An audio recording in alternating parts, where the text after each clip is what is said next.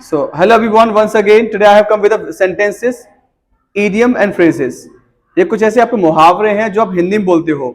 कुछ देसी मुहावरे हैं जो इंडिया में अक्सर यूज किए जाते हैं. कुछ Let's learn those idioms which you use in common use in your language. Let's get started. How to say sir आपके मुंह में घी शक्कर.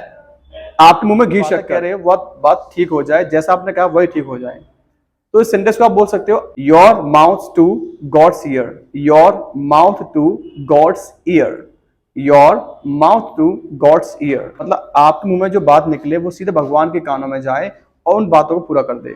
तो your mouth to God's ear मतलब ये है कि आपके मुंह में घी शक्कर आप जो कह रहे हैं बस बात सही हो जाए, बस तेरे मुंह की बात बन जाए, हमारी बात बन जाए, तब बोल सकते हो your mouth to God's ear. How to say sir अपना उल्लू सीधा करना. अपना उल्लू सीधा करना मतलब ये अपना काम निकालना. तो बोल सकते हो grind your own x. Grind your own x जैसे वो हमेशा अपना उल्लू सीधा करता है. इस सेंटेंस को कैसे बनाएंगे यू कैन कमेंट लो. वह हमेशा अपना उल्लू सीधा करता है तो उल्लू सीधा करने बोलते हैं grind your own x. Grind your own x. तो यहाँ पर ओन एक्स मतलब अपनी ही कुल्हाड़ी को पैना करना, हमें दूसरे मतलब नहीं कौन क्या कर रहा है. तो ग्राइंड योर ओन एक्स मतलब अपना उल्लू सीधा करना. तो how would you make this sentence? वो हमेशा अपना उल्लू सीधा करता है. प्लीज कमेंट लो. से जब जोरू और जमीन तीनों झगड़े की जड़ है. जब जोरू और जमीन तीनों झगड़े की जड़ हैं. तो जड़ आप जानते हो मनी, जोरू women, money women and land या लैंड जब प्रॉपर्टी जो होती है. Money women and property, money women and land, these all three are bone of contention. ये तीनों झगड़े की जड़ हैं. If you can just estimate what is bone of contention between two friends, you can comment and let me know. दो दोस्तों के बीच में कभी कभी झगड़े की जड़ क्या बन जाता है आप कमेंट कर सकते हो. तो से सर भगवान के घर में देर है अंधेर नहीं.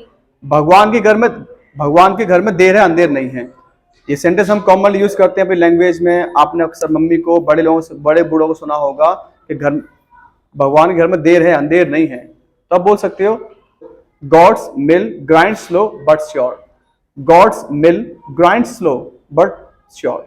भगवान का मिल जो होती है, मील जो होती है वो स्लो प्रोसेस चलाती है लेकिन श्योर होता है उनका करते हुए.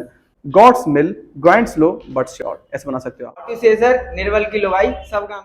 तो निर्बल की लुगाई सब काम की भौजाई मतलब यह निर्बल कोई व्यक्ति है, निर्बल जिसके पास पैसे नहीं है या इसकी बॉडी नहीं अच्छी बनी हुई है तो पूरा गांव उसकी वाइफ को भाभी कहता है. भाभी कह के उनसे कभी कोई मजाक कर जाता है, कुछ भी कर जाता है. जो इंसान के पास पैसे नहीं होते ना तो उसकी जब उसके पैसे नहीं होते तो उससे कोई भी मजाक करता है, कोई कुछ भी कह जाता है. तो बेचारा निर्बल इंसान है.